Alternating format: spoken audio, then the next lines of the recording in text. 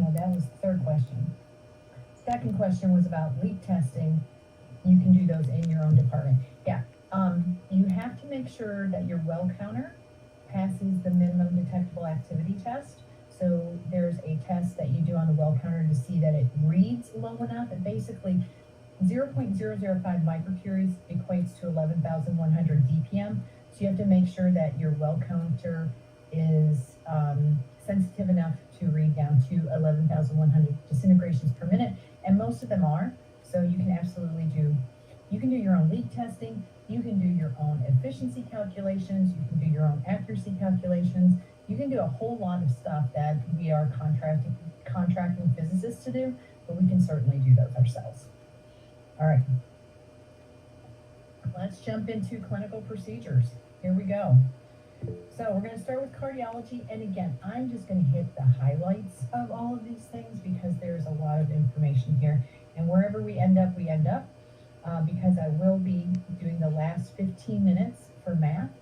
And then the last hour will be our Kahoot game, where somebody is going to be crowned first, second, and third place. And I'm excited about that. Love playing games. Okay, so we need to know our slices.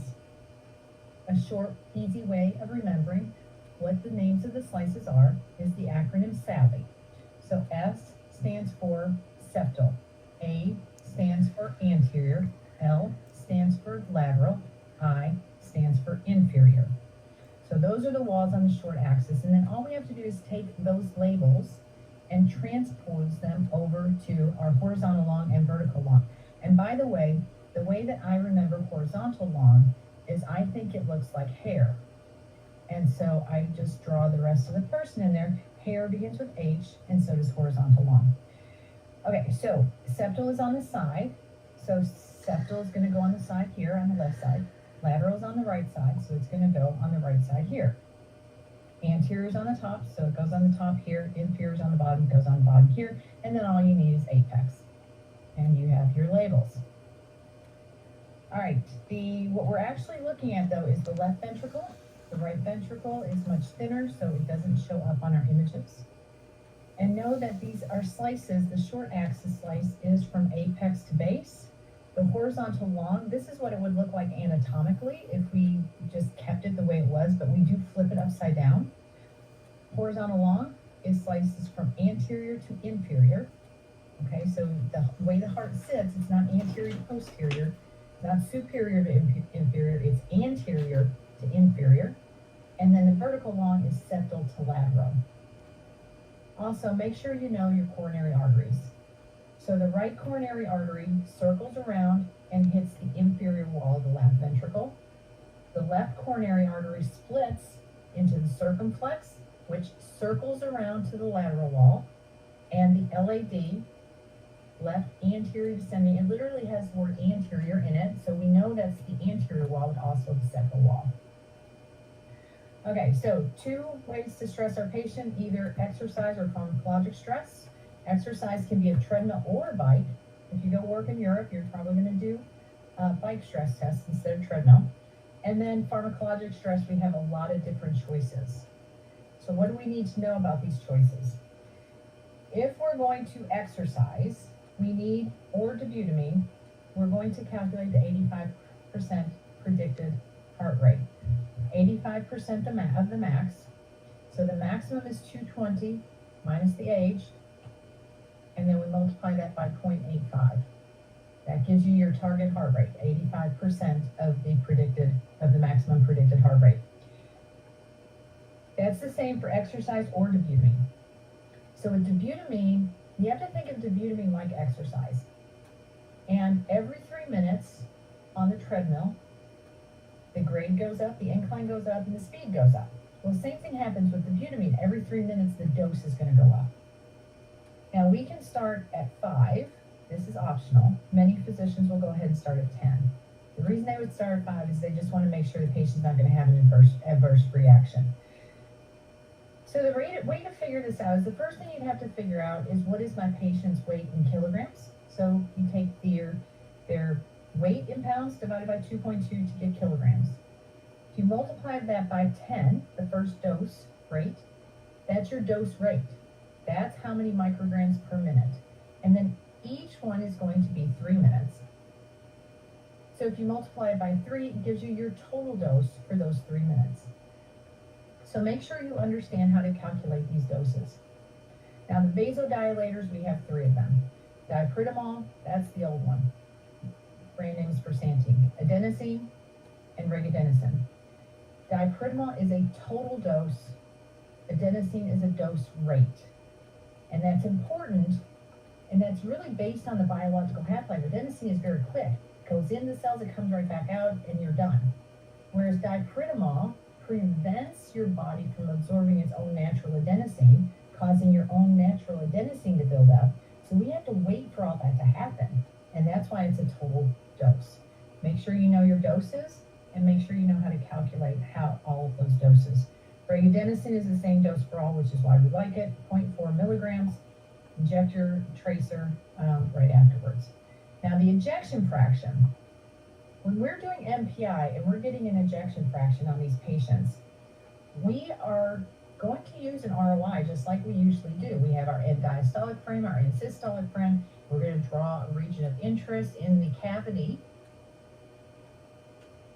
But there's no counts there. Usually we draw ROIs and it's like, okay, how many counts are in the circle? Well, there aren't any counts in that circle. So we're going to ask the camera, instead of how many counts are in this circle, we're going to say, how many pixels are in that circle? What is the size of the region of interest I just drew? And then to calculate, end diastolic volume minus end systolic volume divided by end diastolic volume. Or as I like to say, full minus empty divided by full. Full minus empty divided by full. Now MUGAs are going to be different because when you draw that region around the MUGA, it is radioactive. You're asking for the number of counts. And so you can calculate the ejection fraction by how many counts at its maximum, how many counts it is minimum. Full minus empty divided by full. All right, pulmonary. All right, what I want to emphasize with pulmonary is how we label these 8 projections. Okay, how we label these 8 projections, because it can be a little bit confusing. Whenever you're looking at these projections, you want to ask yourself, do I see the heart shadow? Because that's going to steer you into how to label these. So here's my first one. Both lungs are the same size, and I see a heart shadow. That tells me this is anterior. Right's going to be here, left's going to be here. Right anterior, left. Started with an easy one. Now how about this one? I see a hard shadow. So I know it, since I see a hard shadow, this is going to be an anterior view.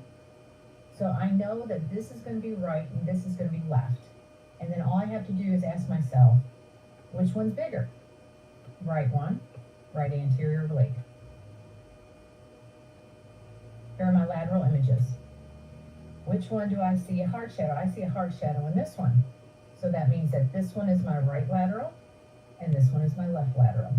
Again, you're guided by that hard shadow. Here, do I see a hard shadow? I do not. So I know it's posterior. Is one lung bigger than the other? No, it's just posterior. All right, this one. Do I see a hard shadow? I do not. So I know that this is left, this is right. Which one's bigger? The right one's bigger. RPO, right posterior oblique. All right, do I see a hard shadow? I certainly do. So I know this is anterior, so this is right, this is left. Since it's anterior, left is bigger, left anterior oblique. Last one, do I see a hard shadow? No. So this is going to be posterior, left, right. Biggest one is left, it's posterior, left, posterior oblique. That's how we label our images. All right, we can do 3 different pulmonary studies. 3 different pulmonary studies. We can do perfusion, ventilation, and quantitative. When we do perfusion and ventilation together, the reason we're doing this is to look for a pulmonary embolus. Difference between an embolus and a thrombus. Thrombus is where it's formed. Once it breaks off and moves, it becomes an embolus. And once it moves, it's in the venous system. goes in the right side of the heart, hits the lungs, and gets blocked there. That's why it's a pulmonary embolus. We can also do quantitative. This is one of the most important studies we do because we're going to quantitate how much lung tissue can be removed. And it's going to tell the surgeon whether or not that patient can have surgery for their lung cancer. All right, so let's go back to PE. So risk factors for PE, there's a whole lot of them, but it can be broken down into 3 categories: sedentary, smoking, hormones. All of those can be broken down into those categories. We can extrapolate it. We'd say, oh, advanced age, it's probably sedentary. Prolonged general anesthesia, that's sedentary. Pregnancy, that's hormones. All right, what happens in the alveoli? The alveoli is where the oxygen and carbon dioxide are exchanging. When a patient has emphysema, the alveoli, they collapse on each other. And when the alveoli collapses, we can't exchange the oxygen and the carbon dioxide very well. And so emphysema, we're going to treat with oxygen. Whereas asthma, another condition of COPD, asthma is when the bronchioles constrict. And when the bronchioles constrict, we're going to treat asthma with bronchodilators to dilate the bronchioles. So 2 different diseases. Why am I telling you this? If your patient comes in with shortness of breath, if they have emphysema, they're going to be treated with oxygen. If they have asthma, they're going to be treated with bronchodilators. You don't give oxygen to an asthma patient. All right, so in the alveoli, these terminal arterioles are about 35 microns, capillaries are about 7 to 10 microns, the size of our TEC-MA particles are 10 to 90 microns. Now, I caution you, when you sit down to take your exam, you've been hearing 10 to 90 microns, 10 to 90, 10 to 90. If you sit down and take your exam, you're going to be looking for 10 to 90. That's the right answer. Where is it? How come it's not there? It might say 5, 50, 200, 500. 10 to 90 is not there, but this is between 10 and 90. Okay, so make sure you don't just memorize numbers, but understand what it is that you're talking about. You're talking about the size of these particles. So this is an actual hemocytometer, heme blood cytometer grid. You're looking at the size of blood cells, but we use it to look at the size of MAA particles. And this is exactly what it looks like. We put a drop on a hemocytometer, put it under a microscope, and we're doing a qualitative assessment. We're not counting these, we're just looking to see how big are these. Each box is 50 by 50 microns. And we know we want our particles between 10 and 90. All right, recent chest x-ray. Why? We want to make sure there isn't some other reason that can rule out the patient's symptoms. We want to make sure that there's not an easy diagnosis instead of doing a VQ scan. All right, why not just do a CT on everyone? Well, the way that it works now is that CT is the first line of choice. If they do a D-dimer test, D-dimer's positive. The D-dimer finds the fibrin degradation products. Okay, fibrin is something that your liver produces that helps form a blood clot. And when your body breaks down the blood clot through fibrinolysis, which is the opposite, you have fibrin degradation products, and the D-dimer tests for those products. But what we know is that our bodies are always producing these little clots and breaking them down. So many of us will have a D-dimer test, but not have a PE. But if you have a PE, you won't have a negative D-dimer. Okay, so D-dimer rules out, but does not rule in. So positive D-dimer, everybody's going to CT unless they can't. They're all going to go to CT because it's very fast. They don't have to call you in the middle of the night, and you have to get a dose, and you have to do all the things. But the bad part is you have to have good venous access. I don't remember if I told you guys this yesterday, but if I did, I'm going to tell you again. So good venous access, because you have to bolus the contrast. We are the best at starting IVs. Nuclear medicine techs are the best. You hear this all the time. And the reason, I mean, it's not just anecdotal, it's true. It's because all of our patients are either NPO or they have cancer. I mean, think of a study where you're injecting a patient, maybe renals, that they're not NPO or they don't have cancer. So all of our patients come in with bad veins. We get a lot of practice. So a friend of mine got called in the middle of the night to do a VQ once. And she was like, why don't you do a CT? They said, we can't get a good IV. She was like, okay, fine, I will come in. So she came in. She put in an 18 gauge IV and then she walked out. And she got paid 2 hours, time and a half to start an IV. So she didn't have to do the VQ. All right. You have to have good venous access because you're bolusing the contrast. You can't have a history of a contrast reaction. If that happens, then you're going to go to VQ, renal labs, and then of course high radiation dose. We're concerned about the female breasts in pregnancy, so we want to do a VQ scan instead of a CT. All right, you know all this stuff. This is the protocol for doing it. We can do xenon or DTPA. If we do xenon, it is a gas. We're going to do a single breath.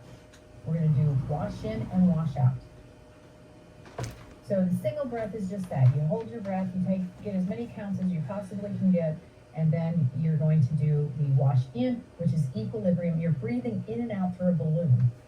Okay, so you fill a balloon with oxygen, you put some gas in it, and your patient's breathing in and out of this balloon. Then we switch it to an open system, which is wash out. We're literally washing out the lungs. How are we doing that? We're going to inhale room air. Okay, we're not breathing the air from the balloon anymore. The balloon is deflating. We're going to inhale room air, and when we breathe out, it's going to go through the system, and it's going to be absorbed by charcoal. Charcoal and xenon form a chemical bond. So when they exhale, it goes through a charcoal trap, and it gets absorbed. So the charcoal trap absorbs the xenon. The soda lime, that's going to absorb the carbon dioxide, because in the first two parts, we're breathing in and out the same air. And if we're breathing in and out the same air, we're breathing our carbon dioxide back in, so we need something to absorb that. That's the soda lime. And then the dryerite is going to absorb moisture, because there's moisture in our breath, and we don't want the system to get moisture, to get wet, and then you have mold and all kinds of bacteria and stuff growing, and you don't want that. So you want to keep the system dry, and that's what dryerite does. By the way, dryerite is blue when it's dry and turns pink when it absorbs moisture. Now, Tech DTPA aerosol, this I don't know, this is some nasty stuff, because you literally have radioactive mist, and you have to be so careful not to contaminate your department. You're going to take the technetium, you're going to put it into this aerosol, you're going to connect it to oxygen, and you're literally creating positive pressure of a mist of radiation. Because if you contaminate your camera, you're done. Your day's over. Unless you have 2 cameras, that's it. You know? So, I mean, if you go in, if your employer refuses to give you that day off that you requested, all you have to do is contaminate your camera. You've got a day off. Don't do that. Don't do that. See, this is why I don't record the session. I'm going to get myself in trouble. All right. This can contaminate your department if you're not careful. So what I used to do is I would keep my hand on the oxygen tubing, and if it just looked like that patient was going to take that out, I'd pull the oxygen. Because once you pull the oxygen, then it's not flowing anymore. You know, this is different than Technigas. Technigas doesn't have that positive pressure. In order for the patient to inhale the Technigas, they basically have to suck in. They have to pull it in. It doesn't just squirt into their mouth. And it's also a dry aerosol. So DTPA is a wet aerosol. Technigas is a dry aerosol. I think we're going to be all doing Technigas soon. All right, so the difference in what these scans look like is with DTPA, you're going to see the esophagus, and you're also going to get multiple views. With Xenon, you get 1 view. Now, if you're a really good technologist, you might be able to get 2 views, but usually it's 1 view. But DTPA, we can get multiple views. Quantitative lung scan. All right, this is done pre-op for patients who have lung cancer. We're looking at if we remove the lung cancer in the part of the lung that has the lung cancer, do they have enough function to sustain life? That's what we're looking at. It's a very important scan because it's going to determine whether or not that patient is a candidate for surgery. All right, normal percentages for left and right. Left is going to be a little bit lower than right because of the heart that sits there. We're going to do ROIs around each lung segment, and whatever you want to find a percentage of, that goes in the numerator. So if I want to find the percentage of the right upper lung, it's going to be the right upper lung divided by all of the counts. If I want the if I want to do left versus right, it's just left over left plus right. All right, gastrointestinal, our lovely HIDA scan. Make sure you know your biliary tree, because I always like to ask this question, so I assume other people like to ask the question too. Left and right hepatic duct come together and form the common hepatic duct. Hepatic meaning liver, so that's all inside of the liver. Now the common hepatic duct comes out and meets with the cystic duct, so-called the cystic duct because the gallbladder is a cyst. It's a fluid-filled organ, so it's the duct that goes into it is a cystic duct. Common hepatic duct meets the cystic duct, forms the common bile duct. Common bile duct goes down, hits the sphincter of Oddi, which is the sphincter in between the common bile duct and the small intestines, the duodenum. So the question I always like to ask goes like this. If the common hepatic duct is blocked, what will you see on images? You're only going to see liver. If the cystic duct is blocked, you're only going to see what? You're going to see liver and bowel. And if the common bile duct is blocked, what are you going to see? You're going to see liver and gallbladder. So know your biliary tree. 2 cells in the liver, Kupffer cells, hepatocytes.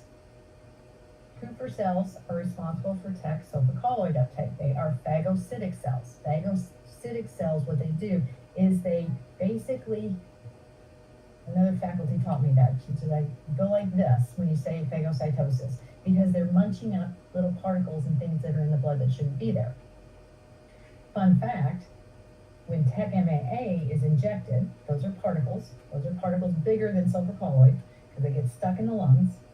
Your body breaks them down through fibrinolysis, and then when that happens, they get small enough, they leave the lungs, they're taken up by the Kupffer cells in the liver through phagocytosis. All right, that's how your body gets rid of them. You don't just keep those particles in your lungs forever. Your body has a way of getting rid of those. Hepatocytes, that's for gallbladder imaging. That's going to turn bilirubin into bile. All right, what if your patient's been fasting for a really long time or is on TPN? You can have a false positive for acute cholecystitis. You could. False positive. Because that gallbladder's full. It's just sitting there. It's full of bile. And it's like, I'm not letting any mebrofenin in. There's no room in the end. It's not going to happen. So we have to pre-treat these patients with CCK, get rid of some of that. All right, possible diagnoses. Normal is a diagnosis. Acute or chronic cholecystitis, depending on did the gallbladder show up or not. Biliary leak, this is post-surgery, and then biliary atresia, which is done on infants to make sure the biliary tree is open. All right, so you've done 60 minutes of imaging. This is what it looks like.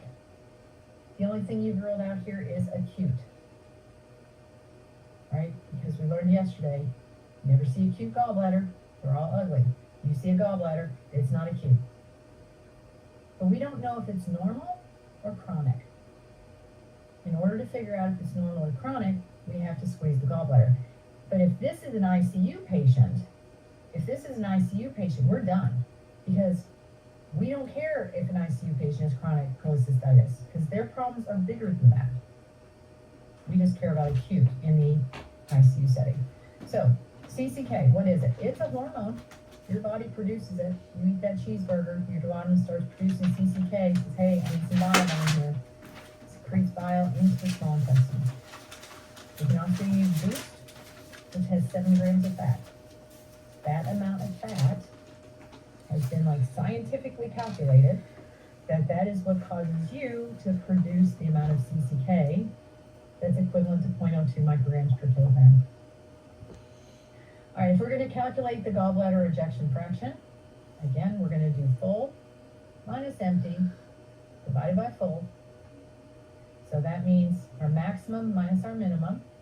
So 233,000 minus 88,000 divided by 233,000 times 100, and our ejection fraction is 62%. Anything over about 30 to 35, I've seen some references say 37 is going to be normal. All right, now we've got 60 minutes of imaging. We see liver, we see bowel, but we don't see gallbladder. So now the only thing we've ruled out is this is not normal. It's not normal, but we don't know if it's acute or chronic. So we have two options. We can either give them morphine or we can do a delay. How do we decide? Well, if it's Friday afternoon, we give them morphine. Because we're not coming back Friday night to do a delay. I'm kidding. It just depends. It depends on what is your department's protocol. Some departments do not want to do morphine because there's a lot of logistics behind getting it, administering it, and making sure your patient has a ride home and all those kinds of things. So some departments just don't like to do morphine. But how does morphine work?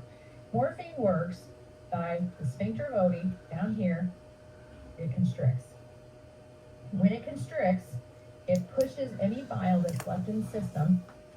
It creates a pressure gradient, pushing the bile into the gallbladder. So it didn't show up normally, which it should have if it were normal.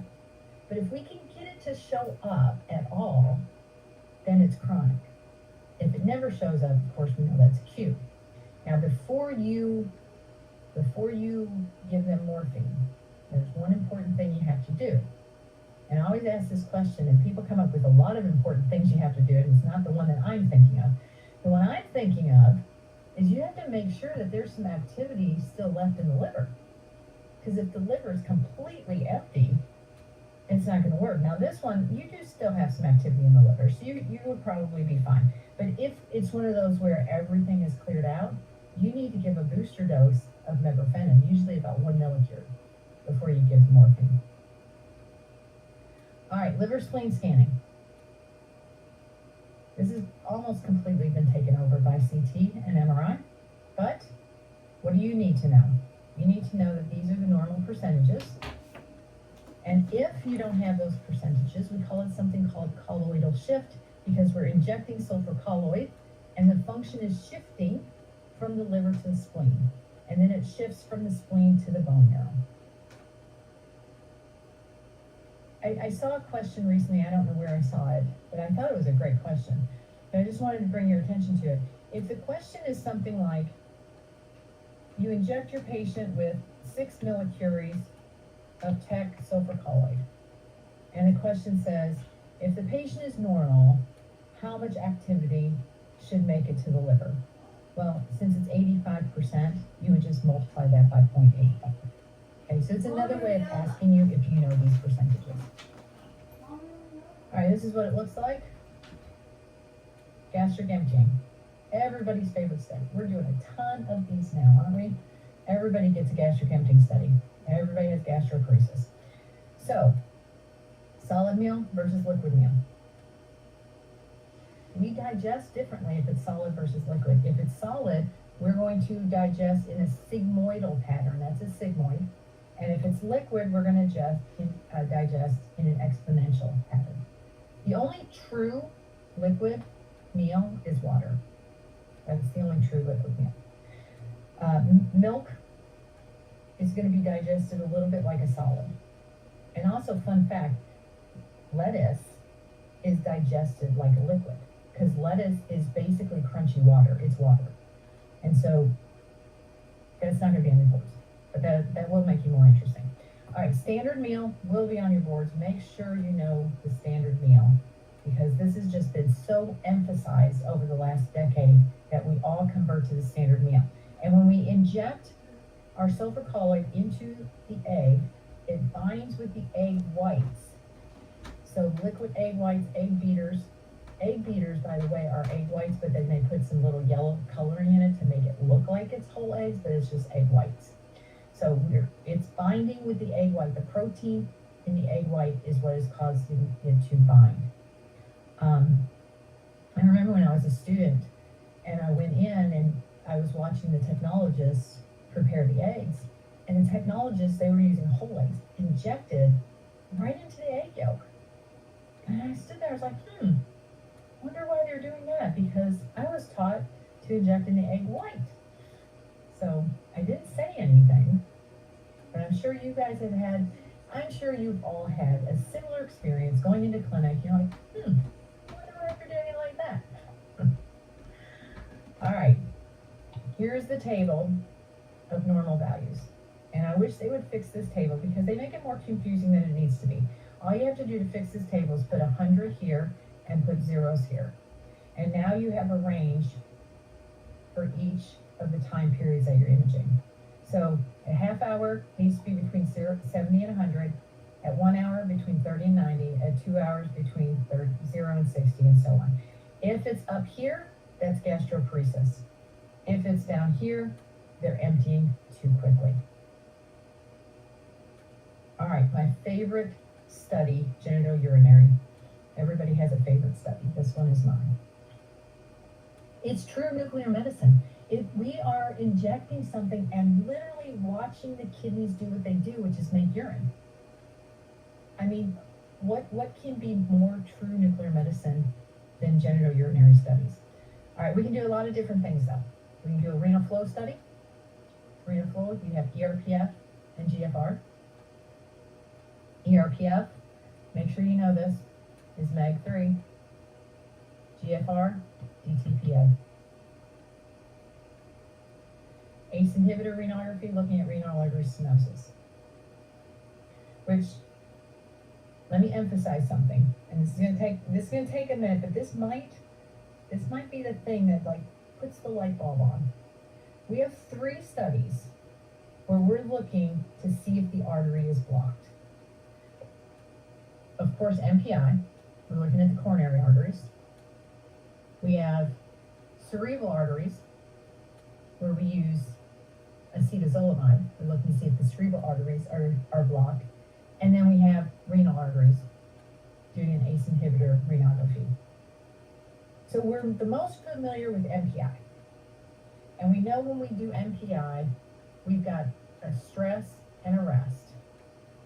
And if the artery is blocked, we know that on stress, it's going to be positive, and on rest, it's going to be negative. The same is true for these 2 other studies. You're going to do a rest, which we're going to call a baseline, and you're going to do some pharmacologic intervention, and we'll call that stress. It's not really stress, but you're giving a pharmaceutical, and just like MPI, the renal artery and the cerebral arteries, the stress or the pharmacologic intervention is going to be positive, and the baseline is going to be negative. So if you get a question about, you're doing an acetazolamide study and the patient has blocked cerebral arteries, what do you expect the appearance to be? Just think MPI. It's going to be positive on stress, negative on rest. Same thing with renal artery stenosis. If it starts talking about that whole renin-angiotensin-aldosterone system, which can be incredibly confusing, don't think about that. Think about MPI. Okay, my capital study is going to be abnormal. My baseline is going to be normal if they have renal artery stenosis. All right, diuretic renal. I know we're doing a lot of diuretic renals, and sometimes we give Lasix, which is going to say furosemide on your board exam. Sometimes we give furosemide for every patient. But on your board exam, you're giving furosemide to differentiate between the dilated ureter and an obstruction. Cystogram. What's the cyst? The bladder. The bladder is a fluid-filled organ. It is a cyst. So we're evaluating whether or not we have urine refluxing from the bladder up into the kidneys. And then morphologic renal, we're actually looking at the cortex of the kidney. All right, let's talk about how urine is formed. How do we make urine? There's 3 things that happen in the kidneys. Glomerular filtration is the first one. tubular reabsorption, and then tubular secretion. And what happens in the kidneys, the first thing that happens is the blood's flowing through, okay? And it's equivalent to you walking in your closet and you having one of those days where you're like, I don't know what I want to wear, and everything in my closet, nothing fits anymore. And so you're like, I'm going to throw all of my clothes away and I'm going to give them to Goodwill. We've all had those moments. You're like, it just doesn't fit anymore. So you go in your closet, you take everything out, you put it in a pile. That's what's happening in the glomerulus. It's taking everything out of the blood. It's like, nope, you're out of here, you're out of here, you're out of here. And then the second thing that happens, tubular reabsorption, that's where you come to your senses and you're like, okay, I've got to go to work tomorrow. I need to wear something. So you start putting things back in your closet, okay? Don't lie, we've all done this. Now, what's happening in your kidneys like, oh, I've gotten rid of too much stuff. If I do not reabsorb, my host is going to dehydrate and not have any electrolytes, and that's a bad thing. So then the kidneys start reabsorbing.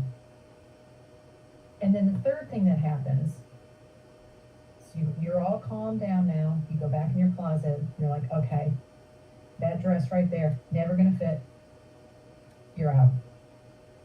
So that's the last thing that happens is tubular secretion. The kidneys get very discriminatory. They're like, oh no, you're out, you're out, you're out. So why am I telling you all this? Because glomerular filtration is DTPA. If you inject Tep DTPA, that's going out at the very beginning. Everybody out. And it does not reabsorb. Tubular secretion is MAG3. It doesn't filter through the glomerulus, but it's selectively removed. The kidneys are like, no, MAG3, you're out. MAG3, you're out. So it's interesting to me because we have two different renal agents, and they're both technetium, they're both going to the kidney.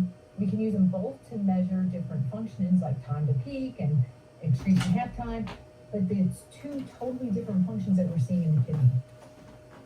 DTPA is glomerular filtration, MAG3 is effective renal plasma flow, which is tubular secretion. All right, so I've really emphasized that, so that's probably something you need to know. Now, those are absolute functions. Tubular secretion is 600 milliliters per minute. GFR is 120 milliliters per minute. Probably need to know that too. Those are absolute functions. Relative functions are where we're comparing the left function to the right function.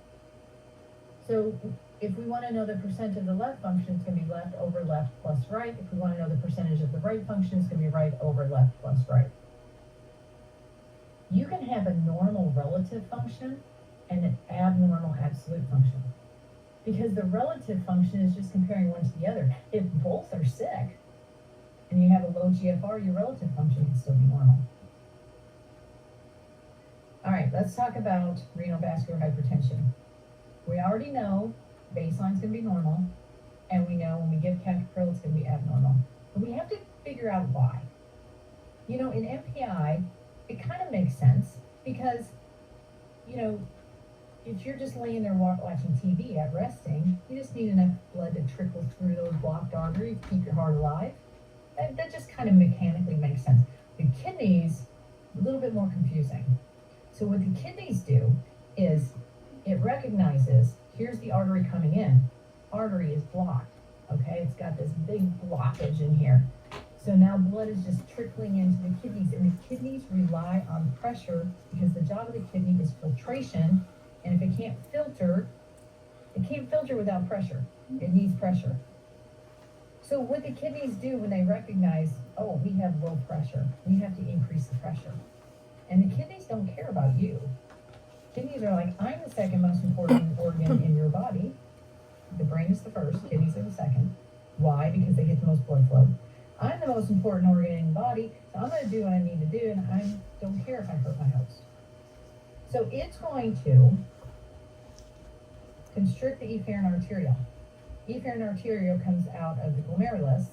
You have 1 million of these, so all of the efferent arterioles are constricting, increasing the pressure within the glomerulus, increasing the glomerular filtration rate, which is why, this is why it's normal at baseline. Now, what causes the efferent arteriole to constrict? It is the conversion of angiotensin 1 to angiotensin 2 by angiotensin converting enzyme, also known as ACE. ACE. So if we give an ACE inhibitor, we inhibit this from happening, which causes the efferent arteries to dilate when we give them captopril, causing GFR to go back down. All right, so this is what it looks like. Here's your baseline. How do I know? Because it's normal. Both kidneys are emptying out. It's normal because all of my efferent arterioles are constricted, and my blood pressure is super high because my kidney doesn't care about me. It cares about itself, and it's going to keep itself alive. Kidney looks beautiful. Meanwhile, I've got hypertension. This one's captopril, ACE inhibitor, left kidney. All of a sudden, all of the efferent arterioles are dilated, lowering the pressure. It's abnormal. All right, ACE inhibitor, we're going to get 50 milligrams. It's oral. The other one is nalopril. That's IV. Anything you give IV is going to work a lot faster. Diuretic renal. I know many of us are giving it furosemide for every patient, which is fine, but on your board exam, you're giving it to differentiate between a dilated renal collecting system and obstruction. So what does that look like? So the yellow one here is normal. Okay, we've got our vascular phase, our cortical transit phase, and it's emptying out. Everything's going great. We give a diuretic anyways, causes a great reduction. Very quickly, it reduces.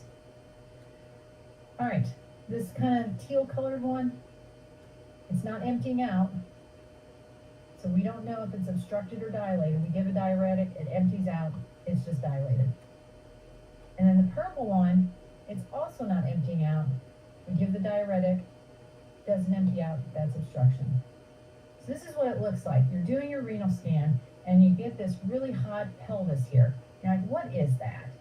I don't know if that's dilated or obstructed. And the only way I'm going to find out is if I give furosemide. And then it causes it to empty out very quickly.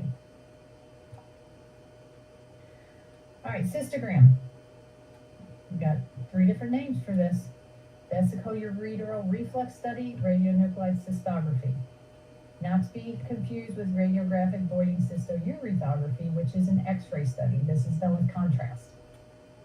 This one is much more specific. Ours is much more sensitive. You know what that means? Sensitivity versus specificity. Sensitivity means we can tell you have a problem. Okay? That's us. Nuclear medicine techs are good at telling people they have problems. You just look at someone, I know you got a problem. So we can find the problem. We're very sensitive at finding the problem. We're just not really good at figuring out what that problem is. So they'll get this cystourethography first because they're going to get a lot of anatomical detail and find out, okay, here's what's going on, here's why it's going on. But it's going to be higher radiation. And usually we're doing these in kids. So we'll get the X-ray study done first, find out what the actual problem is, and then they'll follow up with us because we lower radiation. So there's a direct and indirect method. We're going to do a direct method. Indirect is not as sensitive. What does that mean? Direct means I'm going to put the radiopharmaceutical directly into the bladder. If I do indirect, the only way to get the radiopharmaceutical into the bladder is for it to go through the kidneys. So I'll do DTPA, MAG3, it'll get into the kidneys indirectly. But if we can get a catheter in the patient, we're going to do direct. By the way, is it within our scope of practice to catheterize a patient? I ask this all the time, and everyone's like, no, of course not. It is. It is. You know, we fight all the time, at the Society of Nuclear Medicine. It's like, we want, to practice within our full scope of practice, and we want to be able to do all the things that we are qualified to do. But we're always like, except that. We're fine giving that up. We don't need to catheterize our patients. But it is within our scope of practice to catheterize patients, but you do have to be trained. Most of us are not trained in our program on how to catheterize. So this is something that you would have to get on the job. The technologists that are doing these are usually pediatric technologists that specialize in pediatrics because that's where these are being done. And even in a lot of pediatric departments, we're still having the nurse come in and do it. All right, so how we're going to do it, we're going to catheterize our patient, empty the bladder. We're going to give them 1 to 2 millicuries, Tec DTPA or sulfur colloid. We're going to put that in the patient's catheter bag and hang the patient's catheter bag above the patient, allowing gravity to push the radiopharmaceutical into the bladder. Camera should be posterior.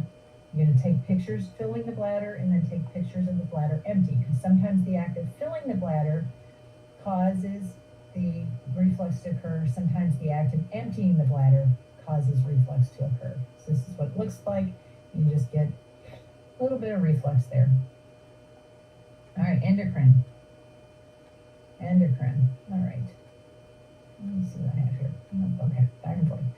So what's happening with thyroids? So we have what's called the negative biofeedback loop. But let's talk for a second what's happening in the thyroid to make the thyroid hormone first. So inside the thyroid, we have this going on, okay? Inside the thyroid here, we have something called thyroglobulin. And I think of thyroglobulin as a bus that's in the thyroid that carries a molecule called tyrosine. And when iodine enters the thyroid, it gets on this bus, okay? It gets on the bus. And if you have 1 iodine per tyrosine, you have monoiodotyrosine. Mono meaning 1, iodo, iodine, tyrosine. And if you have 2 iodines per tyrosine, now you have di, 2, iodotyrosine. And if you take 1 MIT and 1 DIT, 1 plus 2 is 3, you get T3. And if you take 2 DITs, you get T4. All of this is happening on the bus. And then the bus continues to travel until it gets to the cell membrane, and it drops off T3 and T4. And then it goes back to the beginning and continues to do this. So the thyroglobulin, its bus route is in the thyroid. It can't leave the thyroid. It has to stay in the thyroid. Now, technetium is going to do the same thing. It is going to enter the thyroid. It's going to go on the bus. But it's going to take one look at that tyrosine and it's like, no, not doing that. And so it's going to go sit on the bus all by itself, and it's never going to connect with the tyrosine. But the bus isn't going to drop it off because it's not T3 and T4. The bus only drops off T3 and T4, and since the technetium can't turn into T3 and T4, it's stuck on the bus. And that's how it gets trapped. So both of them are trapped. But the iodine finds a way to escape through organification. It's like, I'm just going to turn into T3 and T4, and then I'm going to get dropped off. So that's what's happening. Now, that's what's happening inside of the thyroid. Now, what's happening outside? You have the anterior pituitary producing TSH, saying, thyroid, wake up, take in some iodine, and make some T3 and T4. So then it makes T3 and T4. And then the T3 and T4 goes to the anterior pituitary and says, shut it down. And so then the anterior pituitary shuts it down. So you have this thing where it's up, down, up, down, up, down. And that's why it's a negative feedback loop. This one goes up, the other one goes down. And then vice versa. And this keeps happening to make sure you have the right amount of T3 and T4 in your body. All right. Hyperthyroidism. Hyperthyroidism, a lot of different types of hyperthyroidism. Graves' disease, diffuse, toxic, goiter. We know all those words, but do we know what they mean? Diffuse means nice, homogeneous distribution of the radionuclide. That's diffuse. Toxic, it's overproducing hormone. Goiter, enlarged thyroid. That's Graves' disease. You have a multinodular goiter. Now you have multiple nodules, hot and cold. You have an adenoma, one big hot spot. And then thyroiditis. So we talked about that last time. Thyroiditis is the weird one. Thyroiditis, here's what happens. The thyroid gets sick. It's inflamed, okay? It's inflamed. And remember the thyroglobulin bus? It's full of T3 and T4, just driving around until it's ready to be dropped off. As soon as your thyroid gets sick, everybody jumps off the bus. They're like, I'm out of here. I do not want to hang out in a sick thyroid. And so your body is flooded with T3 and T4. So now all of a sudden you have a bunch of T3 and T4, which is hyperthyroid. And then your anterior pituitary is like, whoa, I don't know what's going on here. There's so much T3 and T4, I'm shutting the TSH down.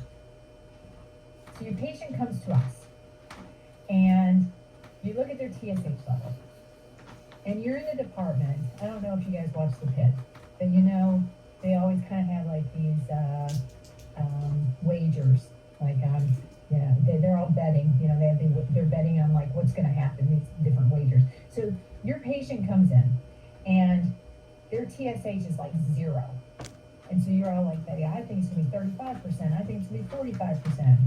We don't really do this, do we? Just making a point.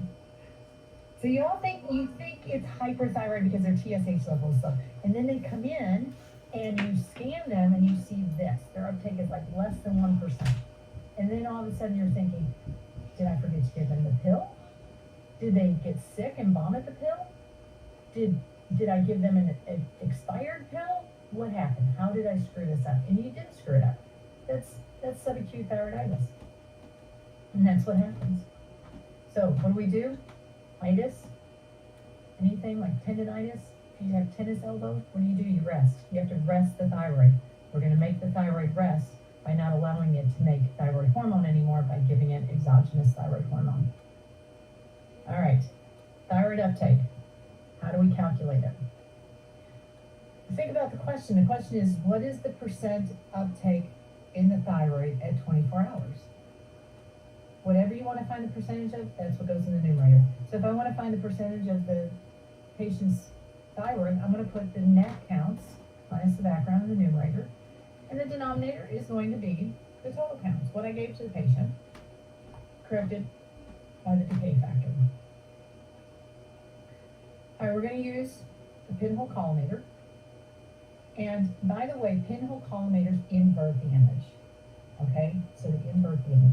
If you ever have an opportunity to look at some really old films, because we used to scan these and they would go directly onto the film, you might find one, instead of it being labeled right, anterior, left, it's going to be labeled left, anterior, right. It's the freakiest thing because it inverts it. Now our cameras, they invert it back and so we don't notice it. But some of the old images is freaky. All right, cold nodules, that's what we're concerned with cancer. It's like the only one. You know, everything we're concerned about hot nodules or hot spots. Hot spots are bad, except in thyroid. Thyroid, cold spots are bad. Differentiated thyroid cancer. We use that term all the time. Do we even know what it means? Differentiated means that it has the characteristics of what that organ is. And the characteristic of the thyroid tissue is it's going to take up iodine. So differentiated thyroid cancer takes up iodine. Most thyroid cancers do. All right. We can do whole body scans with either I-131 or I-123. If we use I-131, we have this star effect. That's from septal penetration. Again, medium high energy. We just can't figure out the collimator. That's what's going on, and that's I-123. I-123 is more expensive. All right, before we do those whole body scans, we have to get the patient's TSH level up. We can do that by taking them off of their hormone, which they will be very miserable, or we can give them exogenous TSH. Is it within our scope of practice to do an intramuscular injection of thyrogen? Yes, it is. But again, if you have not been trained in your program, you do have to have training before you do it. All right, parathyroids. We have 4 parathyroid glands. Okay. She never mentioned about WAP, so let me come back right now. What do they do? Like 10 minutes. Parathyroid gland makes parathyroid hormone. I have to go to my office. I'll come back. What does parathyroid hormone do? Increases calcium. So if you're overproducing parathyroid hormone, you have too much calcium in your blood. Our patients are coming in hypercalcemia. Now, how in the world is parathyroid hormone going to increase calcium? It's going to do it a few different ways. First, it's going to tell your bones to release calcium, osteoclastic activity. Start breaking down those bones. We don't care. We need calcium. We don't care that you're going to have a fracture. Break down the bone. We need the calcium. It's also going to absorb calcium from your food. Like any calcium that comes in your food is just going to absorb it. And then it's going to prevent you from excreting calcium. So it does all three of those things to increase your calcium level. All right, this is what it looks like. I always like to ask this question on an exam. What radiopharmaceutical was used to make this study? And you just have to look at it and like, well, I see heart, and I see thyroid, and parathyroid. Must be sestimity. All right, we're going to quickly go through PET, and then we're going to fast forward to math. Then we're going to take our next break, and we're going to finish with a Kahoot game where we are going to crown the top 3 people. All right, PET radiopharmaceuticals. You know, 10 years ago, there have been like 3 on the screen, and now you guys have to learn all these. I'm so sorry. But the good news is we have a lot that we're doing now. Job security, we're doing all kinds of great things for our patients. This is great. So they can be broken down into oncology, neurology, and cardiology. Notice that FDG is in all 3 of them. All 3. All right, oncology, FDG. We can also do sodium fluoride. Sodium fluoride is not FDG. Sodium fluoride is like free fluorine. Like sodium pertechnetate is free tech. Sodium fluoride is free F18. All right, fluciclovine. Always look for the pancreas. That's the telltale sign of fluciclovine. That's for prostate. All right, PSMA agents. On your board exam, it's not going to say PSMA. It's going to say gozetatide and piflufolastat. Make sure you can say that. I'm just kidding. I went to a conference not long ago, and there was a physician who was talking about piflufolastat, and he pointed to, he's like, I refuse to say that. It's PSMA. But on your board exam, that's what it's going to say. All right. Characteristic here, salivary glands and the freakilacrimal glands. I think that looks weird. Look at the eyes.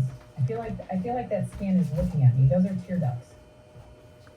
Okay. Dotatate, that's neuroendocrine.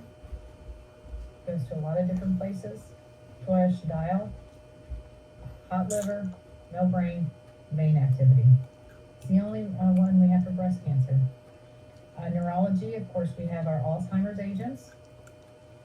Cardiac PET, viability versus sarcoid. All right, I'm going to go over time a little bit because I think this is important. This is a place where everybody gets confused. So F18-FDG, it follows glucose metabolism, but it also goes to inflammation. We're going to use F18-FDG for viability studies where we want to see glucose metabolism, and we're also going to use it for sarcoid where we want to see inflammation.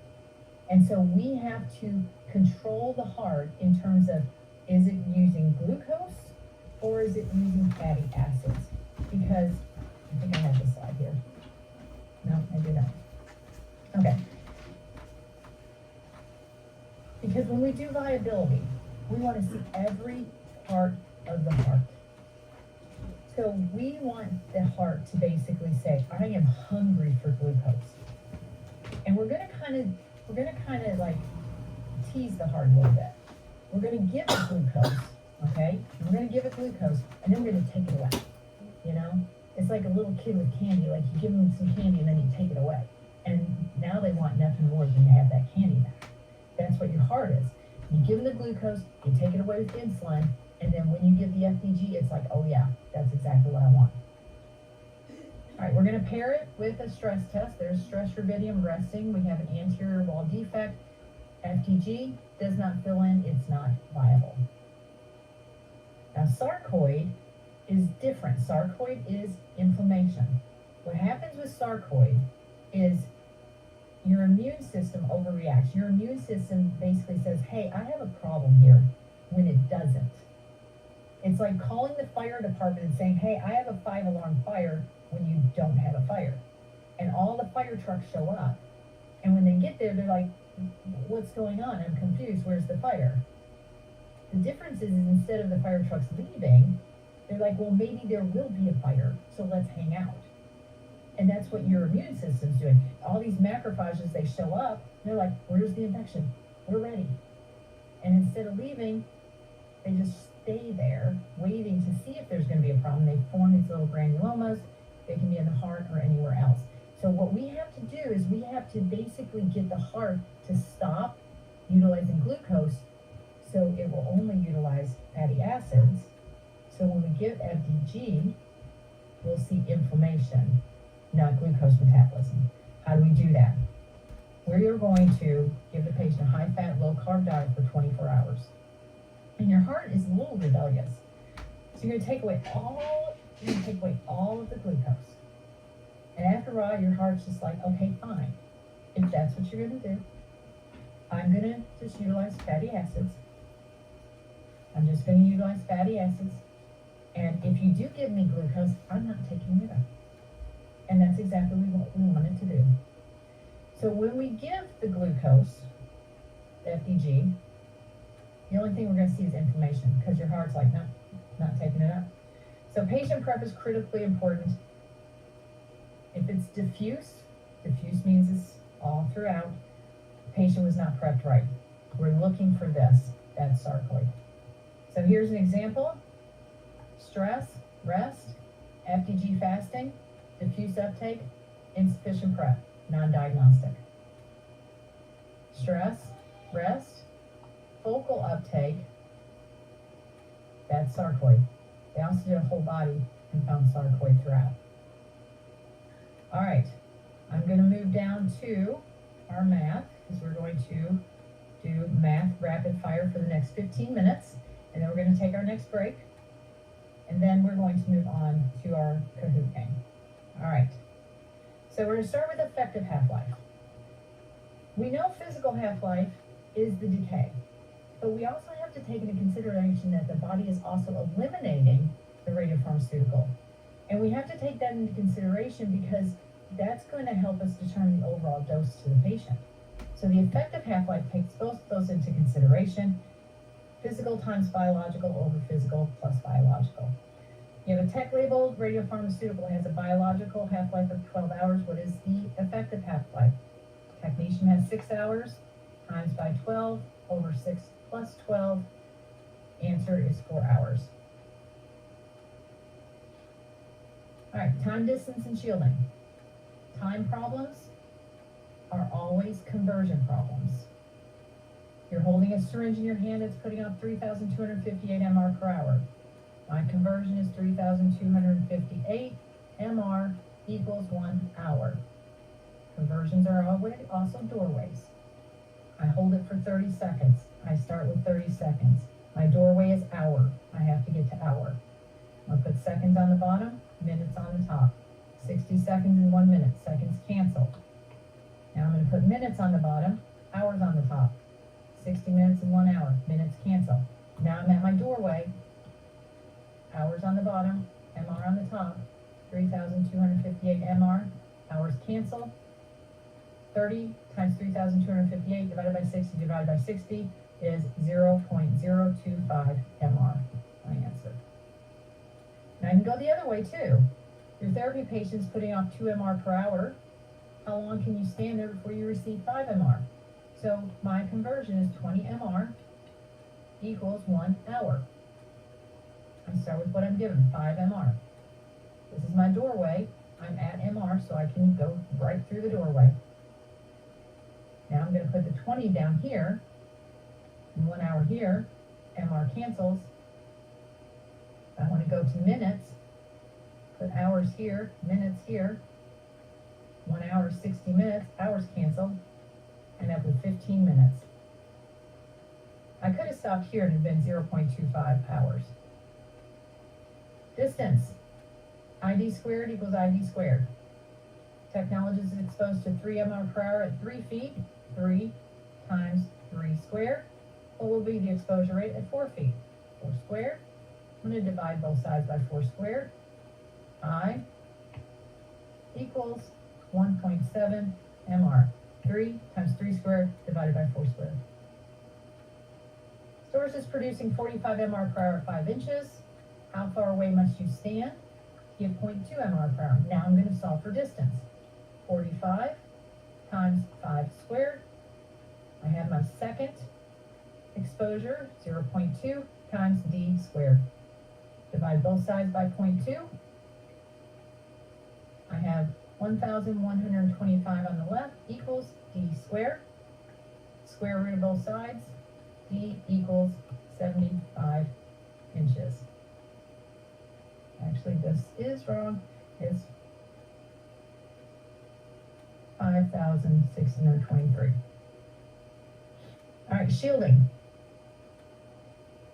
If you have an exposure rate of 20 MR per hour and you put on 3 half value layers, easiest way to do this is 20 divided by 2 equals 10. That's 1 half value layer.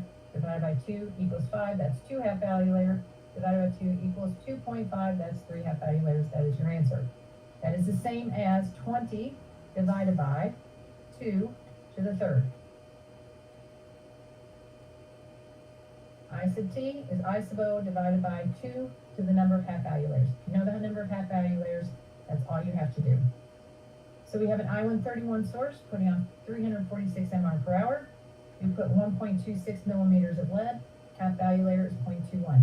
This equation is the same as the decay equation. I sub t equals 346 e to the negative 0.693 divided by the half value layer, not the half-life, 0.21. You do not need to know half value layers for your test. Those will be given. But you do need to know half-lives. Times the thickness of the syringe, 1.2, I sub t, in this case, equals 5.4. Now the other way I could have done that is said the thickness is 1.26. I'm putting 0.2, each half value layer is 0.21. I can take 1.26 divided by 0.21. That gives me 6 half value layers. So I'm adding 6 half value layers. You take 346 divided by 2 to the 6th, it equals 5.4. I'm going to skip that, we're going to skip that. All right, counts versus disintegrations. Count is what your well counter says is there. Disintegration is what is actually there. So if we count something, we divide it by the efficiency to get dpms. And if we're calculating an efficiency, CPM over dpm. So you're performing a wipe test, it's 450 counts per minute. Background is 22 counts per minute, efficiency is 82%. We're going to take our wipe counts minus our background, divided by our efficiency, and it gives us 522. This changes to dpm. Now let's say we're doing an efficiency test. We calculate the source dpm to be 458,523, and we counted it, and the well counter says there's 348,425. Efficiency is CPM over dpm. So my CPMs are 348,425. I'm going to divide that by 458,523 times 100 gives me 76%. 76% efficiency. I'm going to skip that one. All right, a little bit of instrumentation math. Energy resolution. Energy resolution. We start with our full width half max. Here's our max, half the max. We're going to see how wide our peak is at half its maximum. So what this distance is. That is your full width half max. So in our problem, we want to know what is the energy resolution for tech if the full width half max is 17. We're going to take 17 divided by the energy, which is 140, times that by 100, we get 12%. If we have the same thing for cesium, 85 keV,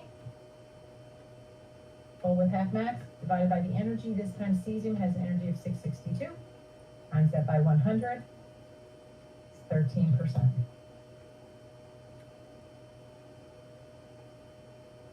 All right, pixel size. And this is one of those things that always confused me because I couldn't conceptualize it. So if you can't conceptualize it, stop and think, what are they asking me? So the prompt says your field of view is 380 millimeters, and you want to know the size of your pixels if you have a 128 by 128 matrix. So it's asking me how many millimeters are my pixels? Well, my field of view is 380, and I have 128 pixels in each direction. So I just divide that. 3 millimeters per pixel. Or if I change it to a 64 by 64 matrix, again, my 380 millimeters over 64 pixels. And now I have 6 millimeters per pixel. And now to really confuse us, what if we put on a 2.0 zoom?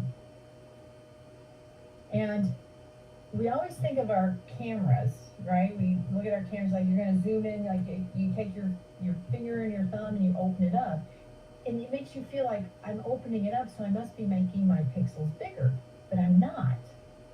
I'm actually making them smaller. And the way you can think about this is go back to when you were first learning about matrix sizes. It's like, okay, why do we want a 256 instead of a 128? Well, 256 is going to be smaller pixels, and if I have smaller pixels, I have better resolution. I mean, I have to collect more counts to overcome that, but I get better resolution. Smaller pixels means better resolution. We all know this. Well, why do I want to put a 2.0 zoom on my image before acquisition? Because I want better resolution. So that means my pixels are going to get smaller, not bigger. So I'm going to do it the same way. I'm going to take my 380 millimeters over my 64 pixels, and it's going to give me 6 millimeters per pixel, and then I'm going to divide that by my zoom to give me 3 millimeters per pixel. All right, we are going to take our next break. And what I'm going to do is I am going to put the Kahoot game up, and you're going to see a QR code. If you've never played Kahoot before, you're going to see a QR code. You'll scan the QR code, and it'll let you put in a name. You do not have to put it in your real name. Feel free to get creative, but keep it clean. The most dirty name I'll accept is hot trash, because that's something we use all the time. So keep it clean, whatever username you want to be. We're going to take a break for 15 minutes. When I come back, hopefully everybody is logged in. The Kahoot has about, I think, like 80 or 85 questions.